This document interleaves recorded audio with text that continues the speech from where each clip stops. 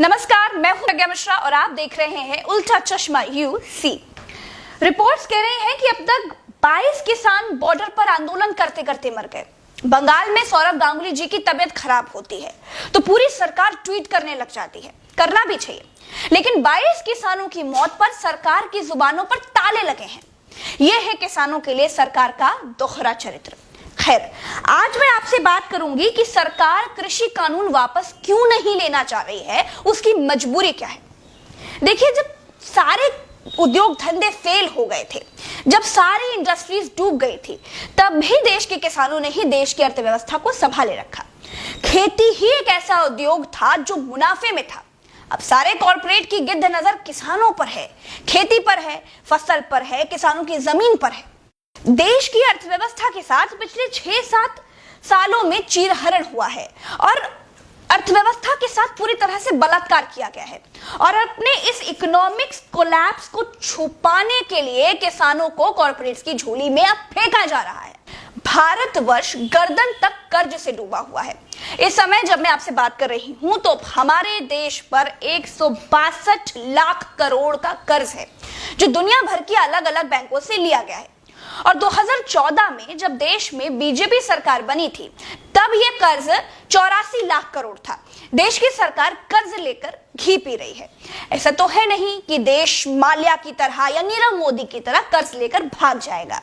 कर्ज तो चुकाना ही है, लेकिन हमारी जीडीपी तो डूब चुकी है। इंडस्ट्रीज का बुरा हाल है, कंपनियां बंद होने की कगार पर आ गई हैं। ऐसे में कर्ज वापस कैसे होगा? जो सामने दिखाई देता है तो मुनाफे वाला एक ही रास्ता बचा है और वो है खेती, जिसमें कॉर्पोरेट को 200% तक मुनाफे की गारंटी है और कॉर्पोरेट को हर हाल में वो चाहिए ही चाहिए। और सरकार को कॉर्पोरेट की ये बात माननी ही माननी है, क्योंकि पॉलिटिकल फंडिंग किसान तो करता नहीं है। किसान सिर्फ वोट देता है, फंड तो कॉर्पोरेट से आता है। तो अब अगर आप कृषि कानून की जगह पर कॉर्पोरेट कानून कहें तो बात ज्यादा क्लियर समझ में आएगी। सरकार ने अपने कानून में कहा है कि किसान भंडारण कर सकता है। अब आप होनोलुलु की सरकार तो है नहीं कि आपको ये मालूम ही नहीं है कि जिस किसान को आप जिंदा रखने के लिए 6000 की खैरात दे रहे हैं, वो भंडारण करेगा कैसे। या 6000 में किसान ने अगर अपने गोदाम बनवा लिए हो तो उसकी जानकारी मुझे नहीं है इस वक्त पर। आपको अच्छी तरह से मालूम है कि देश का 95% किसान भंडारण नहीं कर सकता, तो फिर भंडारण करेगा कौन? 5 रुपए का भुट्टा 35 रुपए में बेचेगा कौन? फ्री की धनिया 50 रुपए में देगा कौन?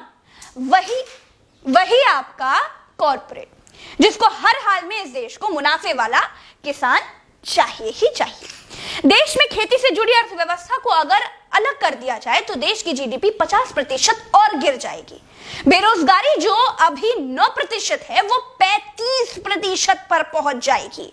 सरकार खेती को उन लोगों के हवाले कर देना चाहती है जो सब के सब फेल हो चुके हैं। अर्थव्यवस्था को मजबूत करने का इस वक्त पर सरकार के पास किसी तरह का कोई रोड मैप है ही नहीं। देश को जिंदा रखने के लिए सबसे बड़ी जरूरत है अन्न, और कॉर्पोरेट अब इस अन्न उद्योग पर कमांड करना चाहता है किसी भी हाल में। और जो बेवकूफ मुझसे ये कहते हैं कि एमएसपी यानी न्यूनतम समर्थन मूल्य खत्म होगा ही नहीं, वो ये बताएं कि सिलेंडर से सब्सिडी कैसे खत्म हो रही है। वो ये बताएं कि एयर इंडिया कैसे खत्म हो रहा है। जो ये कहते हैं कि मंडियां खत्म नहीं होगी, वो ये बताएं कि जियो के आगे बीएसएनएल कैसे खत्म हो रहा है।